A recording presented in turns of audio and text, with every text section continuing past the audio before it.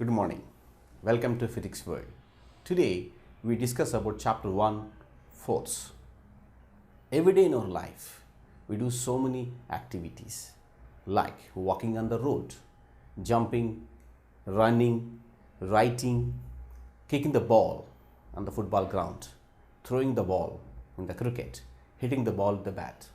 All these are different activities, but one thing is common, and that is force. Without it, all these activities are not possible. In ancient time also, many people were eager to know that what is this force. Ancestors were believed that all the natural changes happening in the nature like sunset, sunrise, change of seasons are due to force, an invisible force. In 19th century, the father of modern physics, Albert Einstein, also told that the universe is working only because of some invisible force. The Big Bang explosion happened because of the force. So that justifying that all the activities happening because of force only. So today our point of discussion is what is force. Suppose you have a table and a person standing on the floor and he is pulling the table in this direction. Okay, then table moving towards left side. Suppose the same person in another case he just pushing the table, then the table move in the forward direction. You want to open the door, what we do? You pull the door. You want to close the door, what we do? Yes, you push the door. So in all these examples, we are applying the force actually. Here also applied the force. In this case also have applied the force. In the door example also have applied the force. In all these cases, we have done either pulling or pushing the object. So force is simply defined as push or pull, push or pull on a given body. It's a push or pull on a given body, that is force. Now we should know that yes, many types of forces are there in nature, and because of forces, many changes happening to the body. Sometimes body change its state due to application of force. Sometimes body changes shape. Sometimes with the force you can change the speed of the body. Okay, before going to discussion, deep in the discussion of all these changes, first of all we have to know about what is types of force. Basically we have two types of force. One is contact force and second one is non-contact force. Contact, the word tells you that contact means when you want to apply this force, the two bodies should be in contact. Non-contact force means the two bodies should not be in contact, still force is applied. Okay, first comment is contact force. How can we tell a contact force is existing? See me, I am holding a chalk piece. I want to hold the chalk piece and I want to write on the board. If I want to hold the chalk piece, my muscular force are acting to hold this chalk piece. So in this holding condition, my fingers are in contact with this object. So the muscular force, what is making able to hold this chalk piece is contact force. A person walking on the road by holding a suitcase, walking in the forward direction. In that case also, he is in contact with the suitcase and he is holding the suitcase with his muscular force, and muscular force is a contact force. You want to throw a ball, so what we do? You don't throw a ball like this. You stretch your hand in front of you and you throw the ball. So when you're stretching the hand, the muscular force acting on the ball and through which the ball is thrown. So generally the muscular force is generated because of muscular cells in our body. The muscular cells has the ability to stretch and contract. So when you're stretching your hand, the muscular cells will stretch in the hand, the chest, and other parts of the body. The muscular cells will be contracted so that you will be stable, and you can stretch the hand and you throw the ball. So in that way, the muscular force is generated and making the bodies to move or making the bodies to have some change. So that is contact force. Muscular force. Now coming to non-contact force. In non-contact force, the body should not be in contact. Still, the force is applied. Guess what is non-contact force? Maybe you studied in your lower grade, grade 7 or grade 6. Yes, you got it. Now I'll give a small clue to you. What is this? This is North Pole, this is South Pole. So what is called? Yes, this is called a bar magnet. A bar magnet. Now if you keep any iron material, like iron nail, when you kept near the bar magnet, what happens? Even the bar magnet not touching the iron nail is attracted towards bar magnet. So without in contact, still it is able to attract the iron nail. So magnetic force here is non-contacting force. Magnetic force is non-contacting force. Now I'll give another example to you. You know that when you drop any object, then what happens? It falls on the ground. Why it is falling on the ground? Everyone knows that because of gravitational force of the earth. Here also, when the body like a ball is falling on the surface, it's falling on the surface because of gravitational force. Gravitational force, and this gravitational force attracting the ball towards the surface. And this surface and the ball is not in contact. So gravitational force is also a non-contact force. After learning contact and non-contacting forces, let us go deep into the contact forces. You know how you are able to hold any object. Ask the question by yourself. See, I am holding the chalk piece again. How am I able to hold the chalk piece? Yes, earlier I told that because of muscular force I can able to hold the chalk piece, but only muscular force, not the reason behind that. There is another force between my fingers and this object making me able to hold the chalk piece. How can I able to write something on the board? Means there is a force between my chalk piece and the board making me to write on it. How are you able to walk on the road? Sometimes, you know, suppose if your room floor is made of tiles and it is wet and you wanted to walk on the wet surface, then what will happen? You feel slippery. Sometimes there is a possibility of slip and fall on the floor.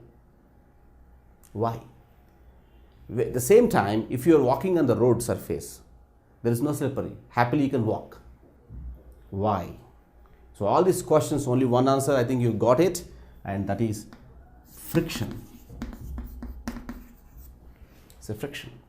So friction is one type of contact force. So what is more about friction? Because of friction between my fingers and the chalk piece, I am able to hold it. Because of friction between the chalk piece and the board, I am able to write. Sometimes you observe that while we are writing with the chalk piece on the board, you hear some sound, some little high frequency sound, and that sound is also produced because of friction. You are unable to walk on the wet surface, earlier told, You felt slippery and you may fall because of water between your feet and the flow. Because of water between feet and flow, there is less friction, and because of less friction, you may fall. And you are able to walk on the road, I told, because you have huge amount of friction between your feet and the road surface. That's why you are able to walk. So in everyday life, what are the things we are doing? Most of the things only because of friction. Somebody asked me, if friction is not existing in nature, then what will happen to the nature? What do you think? Can you do the things what you're doing the things now? Not at all. It is not at all possible. You can't walk, you can't talk, you can't hold, you can't do anything. So everything will be stopped at a time. We all human beings just become like a normal bodies, lifeless bodies. So with friction only everything is possible in the nature. Now what is friction? We have to define the friction. I told that force is pull or push on a given body. Then what is friction? See, there is an object having wheels, and this is moving on the surface due to this force F. Moving on the surface of force F. But as the friction is contact force, there is force acting between the wheels and the surface. So, and this friction force always acts opposite to the applied force. When applied force increases, this friction force also increases. So friction generally opposes the motion of the body. But sometimes you have to clearly understand that sometimes friction supports the motion of the body also. So that's why friction defined as, I'm defining here, we can define here, it is opposing force which opposes relative motion of the body. See the word relative motion of the body. That means if the body is at rest, because of friction, body comes into motion. If the body is in motion, because of friction, body comes to stop. See this example once again. This body moving in the forward direction because of force F, and the frictional force is increased, and we are not at all applying any external force there. Because of friction, after some time, the body comes to stop. So here, moving body comes to stop because of friction. Take another example. This is the leg of a person, and he wanted to walk on the surface or on the road. And you feel that when you are walking on the road, just observe, you are just pushing the road on the backward direction. You're pushing the road in the backward direction so that you're moving in the forward direction. So you're pushing the road in the backward direction like this. So this is your applied force. You're pushing the road backward. Suppose when there is no counter force in the opposite direction, then what happens, because of this force now you fall on the ground. But without falling, what is happening there? There is a counter force, which is a friction between the road surface and your leg. And that counter force balancing your applied force so that this point of contact becomes stable. So that happily you can walk on the road. So in this case, friction supports motion. So that's why I told relative motion. So it opposes relative motion. So when the body is in motion, it comes to stop. When the body is in rest, it supports the body to be in motion. We understand that friction is one contacting force. There is another contacting force also. Let me tell you. There is a ball on the ground surface. And you know that ground is nothing but surface of the earth, and earth always applies gravitational force on the bodies. So because the gravitational force, the ball experiences gravitational force toward the center of the earth, and ball has to go inside the earth, but it's not going. It is stable on the surface. See, I am standing here. I am standing on the floor at the surface. So I should be attracted at the surface. Yes, I am attracted at the gravitational force. So I should go into the earth. Still I am not going. Why? Let me draw the diagram here. So a person standing on the earth surface, and the person is experiencing the gravitational force, GF, gravitational force. Still is not going inside the earth. Why? Because there is another counter force acting, and that force balancing these gravitational forces. And this counter force will be in the upward direction, and this counter force always acts at the point of contact. See this dot, careful. This is called point of contact. So this counter force always at the point of contact, and this force always perpendicular to the point of contact, and that force is called normal force. And this is another contact force, normal force. So if you see this case, here also we have normal force at the point of contact. Here you have two legs. So the point of contacts are two. See, this is one point of contact, this is one point of contact. So from this point of contact, a normal force acting upward. From this point of contact, another normal force acting upward. So two normal forces are balancing this gravitational force. So in this case, one normal force supporting the gravitational force. I can say that N equals to gravitational force, GF, implies net force, F net, equals to N minus GF, equal to 0. That means net force acting on this ball is 0. That's why ball is stable on the ground. Here also 2N equal to GF, because why I said 2N, why I added the N, because the two forces are acting the same direction, so you can add up. So 2 plus N plus N, 2N, which is equals to GF. So if you take net force, 2N minus GF, which is equals to 0.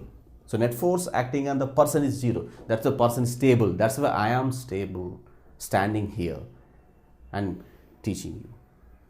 So normal force is the contact force, always acts at the point of contact in perpendicular direction. Let me write the definition there. It is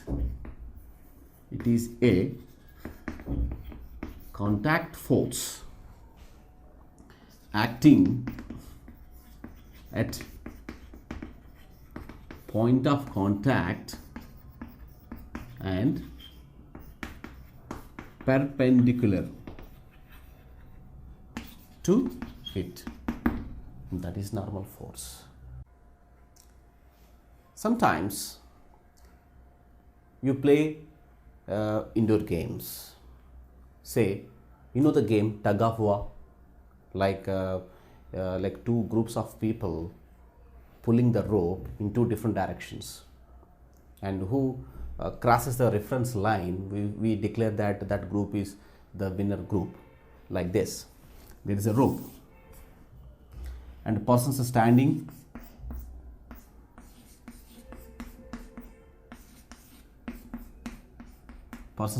next to each other by holding the rope in one direction, and in other side also the persons are standing and holding the rope, and these persons are pulling the rope into towards the left side, so towards this direction, F1, and these persons pulling the rope towards the right side, say the force is F2. So they will keep a reference line like this, reference line. So what will happen, to which side of the group will pull the rope such a manner that the other side people will fall, then we say that that side people are winners. So here one thing you have to understand that when the F1 F2 force both are equal, then they won't move, they are stable because net force acting them is 0. In the previous example as I told you, when one force is balanced by a counter force, then net force acting on the rope is 0. But when these two groups are pulling the rope with the stronger forces, sometimes there's a possibility of breaking of a rope. So breaks. Why? Because there is a certain limit for the rope, and the force exceeds that certain limit. It happens like that. So how could you say that there is a certain limit for the rope? This is based on a particular type of force called tension, and this tension is represented by the symbol T. So here, when these three persons applying the force in this direction, see, left side direction, when they are applying the force in this direction, then there would be another force acting in the rope, by the rope itself, and that force is tension. See, tension exactly opposite to the force and equal to the force. Similarly, coming to this side, when they are applying the force in this direction, then there is a tension acting opposite this force exactly and equal to the force. So that these two tensions are acting in the rope always, and they balance the two forces together. And whenever this force F exceeds the tension, then the rope breaks. Either this force or that force exceeds the tension, breaks happened. So take another example. There is a support, it's a rigid support, okay, and it's a string. The string is connected to a mass, capital M. All of you know that each and every body has got weight. This body also got weight, and this weight acting is a downward direction, and the weight is mg. Weight formula is m into g. We know that. Now, because it's weight, the box M should fall because of the weight, but it's not falling. Why? Yes, you can say that because this string is supporting it. Exactly correct. String is supporting, but inside the string, the tension is supporting that weight. And how it is supporting, It is supporting by acting in the opposite direction. It acts in the opposite direction and it cancels the mg force. Therefore, T equal to mg implies T minus mg equal to 0. So net force acting on the box is 0. That's why the box is stable. So in that way, tension is the force acting in strings and ropes, and it always acts opposite to applied force. See, in this example also tension is acting opposite to applied force. In this example also tension is acting opposite to applied force. So it is a force acts opposite to applied force. Okay, suppose take a rubber band. You are holding the two ends of the rubber band and stretching.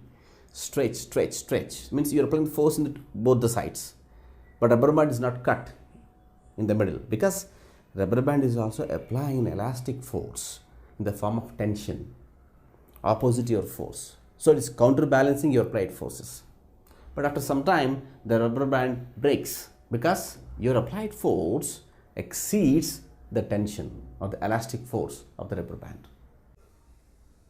So sometimes what happens, when you are in contact with the body, then only force is experienced. Sometimes when you're not in contact with the body, still force can be experienced, like we have studied in the earlier concept contact force and non-contact forces. In this category, there is another type of force which are acting at a distance. Means even though the source of force and the destination object are at a distance, still the destinated object experiences the force. Then we say force acting at a distance. Take an example. Number 1, the type of force is magnetic force. Magnetic force. It is force acting at a distance, because if you take a bar magnet, earlier example, take an iron nail, both are at a distance. Still, the iron nail come towards the bar magnet and attract it, because of magnetic force has that capacity. Even though object at a distance, still it applies the force. Take another example. Take 2 bar magnets, North Pole, South Pole, and again South Pole, North Pole. See, like poles. Maybe you learn in lower classes that like poles repel. Like poles means same type of force, same type of poles. So these like poles, when facing each other, they repel. They move away from each other immediately. Even though both are not in contact, both are at a distance, still they experience the forces by each other and they repel. So this magnetic force is called force acting at a distance. Now the question is that why it is happening like that? What is the reason behind that? Wait for a few minutes. I will explain you why these things are happening.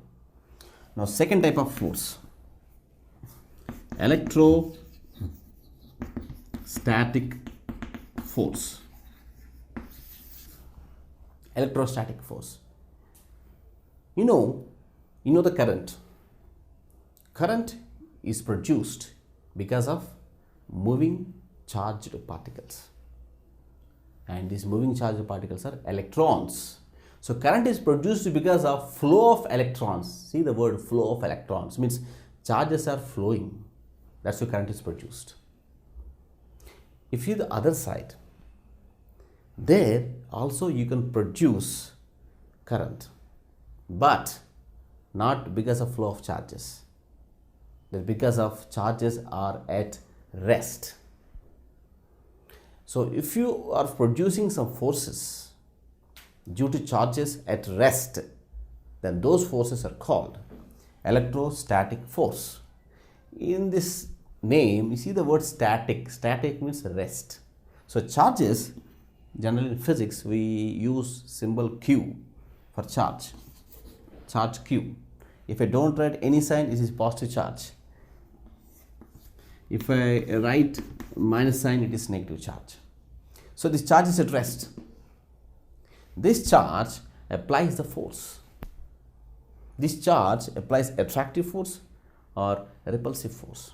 If you take like charges, say, now I'm removing this negative sign, positive charge, like charges. And the like charges you are taking, they repel. Means both the charges are applying the forces on each other. If you take unlike charges, then they attract. They attract. So like charges repel, unlike charges attracts. Now the question comes that okay, you have introduced charge, but how could you generate this static charge? We have so many methods to generate static charge, and naturally we can generate charges. I will tell you how. Long back you heard about these examples in lower classes, like if you have a dry hair, take a comb and comb the hair and keep the comb near the paper pieces. What happens? This is the comb having teeth like this. Okay, this is the comb having teeth. Now these are the paper cuttings. When use this comb and comb the dye hair and keep near the paper pieces, what happens? The paper pieces attracted to this comb. The paper pieces attracted to the comb. Why they're attracted? Because of electrostatic force. Why this comb generated electrostatic force? Because the comb surface consists of these charges. If I make it little magnified, this comb, say I magnified the comb, one teeth I am taking. This is the one teeth of the comb. One teeth of the comb. This teeth consists of so many charges on it. So many charges on it. Because the charge, it attracts these paper pieces. Take another simple example. Again, you have dry hair. You take inflated balloon. Take the balloon and put it on your hair and rub for some time. Don't apply more pressure on the balloon will blast. So, take the balloon, put on dry hair and rub for some time. And keep it on the wall. Automatically it attracts the wall. Stick for some time. Why? While you're rubbing, the charges are transferred to the balloon, and all these charges are accumulated on the outer surface of the balloon. Outer surface of the balloon. And when this charged balloon, when you keep on the wall, it attracts the wall and it stays there. That is static charge. See, these charges are not moving, they are stable. Still, they generate electric force. Understand? So, electrostatic force is nothing but the force generated by static charge, means charges are at rest. A great scientist called Coulomb explained electrostatic force mathematically, and he has given a force formula also. When you go to higher classes, you are going to study about what is that force and what is the force formula. Now, the third example. You know the third example. Just guess. Any body dropped freely, then what happens? It falling on the ground. You know that. Why it is? Yes, it's because of gravitational force. And it's gravitational force not acting when the body is coming towards the earth. Wherever you are there above the surface of the earth, still the earth applies the gravitational force on the body. So, if this is the earth surface,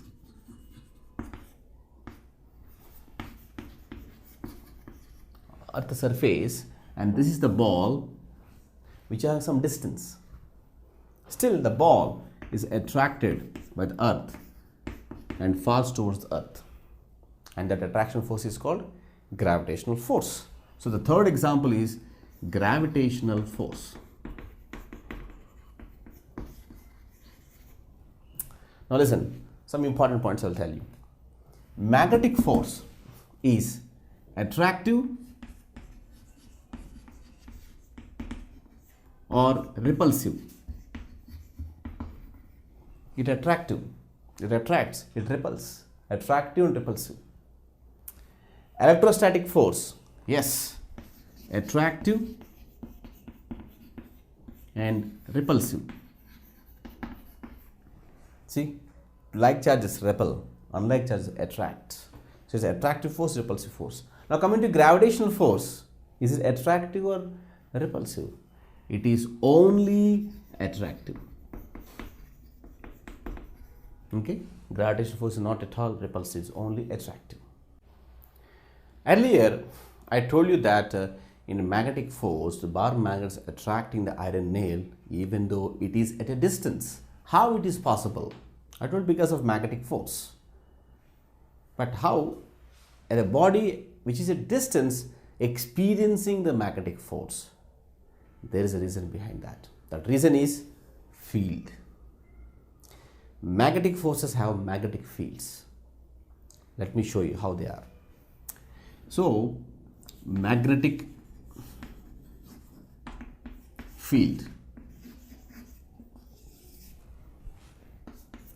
So, this is the bar magnet, North Pole and South Pole. Whenever the bar magnet is placed in some area or some region, what happens? There are magnetic field lines. Magnetic field lines are the reasons for developing magnetic force. And these magnetic field lines move from North pole to south pole, like this, north pole to south pole.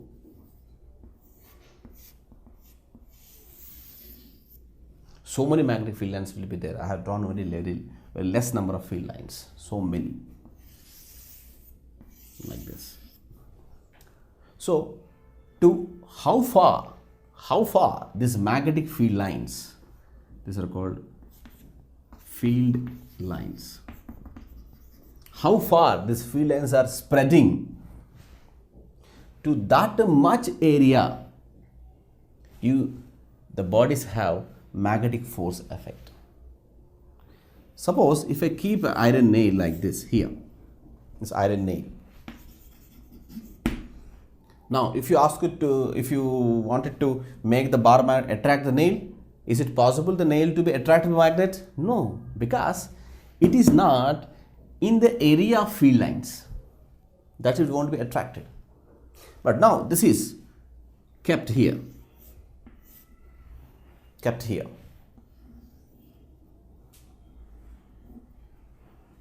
Now what happens? It is attracted because it is in the region of field lines. It's the region of field lines. So what I wanted to tell you that bar magnet attracting the objects even though they're at a distance, because bar magnet applying the force to some extent region from it. So this region, say dotted line, see the dotted line, this region is what called magnetic field.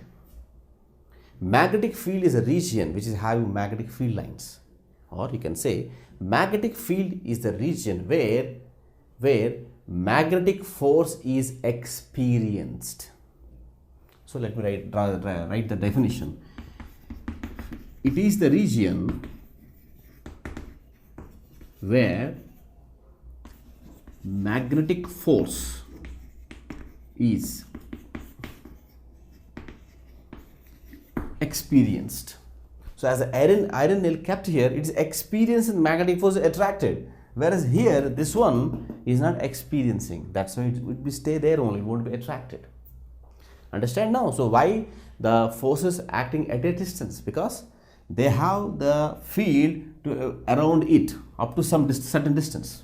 So in that region, any object is there, it will be experienced. Okay, and another important point, this field strength also. Field strength means the strength of the field. Means more the field strength means more the force value. Here in the magnetic force, more the field strength means more the attractive force or more the repulsive force. If you keep the iron nail here than here, then what happens? What's the difference? If you keep the iron nail here, at the pole side you have more number of field lines, so that the force strength is also more. Therefore iron nail attracts so much towards the bar magnet because of strong force. But iron nail kept beside like this, here the number of field lines are less. That's why even though it has the force, you can say relatively it is having less amount of force because less number of field lines are there. Okay, so magnetic field is the region where the magnetic force is experienced. I'll give some natural example to you. Suppose you are in a closed room. And you open the cap of a scent. Then what happens? Throughout the room, the scent smell is spread. Then I can say the room is a scented field. So if I want to get the smell, I have to come to your room. Then only I can feel the scent smell. If I'm outside your room, I can't feel. Similarly, if the iron nail wants to have the attraction force, it has to come to the field. If it is outside the field, it doesn't have any force. That is what magnetic field. Similarly, we have fields for all the forces. Earlier I told electrostatic force. Yes, it has electrostatic field. Electrostatic field. If you take this charge Q plus Q, and this charge has the electric forces like this. So this is the region. That is the region where the electric force is experienced. That means if you keep any charge here, some other charge if you keep here, this charge doesn't affect by this charge because it is outside the field. But if this charge here, yes, of course, this charge is affected by this charge. So electrostatic field is the same definition. It is the region where electrostatic force is experienced. And now you can define gravitational field. Gravitational field, similar to these two types of fields, it is the region where gravitational force is experienced. So we are in the gravitational field region. That's why we are experiencing the gravitational force of the earth. If you go beyond the height, beyond the field of the earth, then what happens? The gravitational force of the earth becomes zero. That's the reason why whenever the scientists want to launch a satellite outside the earth, they will send the satellite to rockets with the speeds equal to escape speed. If the rocket doesn't have the escape speed, then rocket will be attracted by the earth's gravity and it fall. Sometimes you heard in the news channels also that some satellite want to be launched by Sriharikota, but it was failed. Rocket doesn't land correctly and fall on the earth. It's only because of it is not reaching the expected escape speed. So once the rocket gets escape speed, it will escape from the gravitational force and go to the space and launch the satellite. Okay? So in that way, all the forces have fields.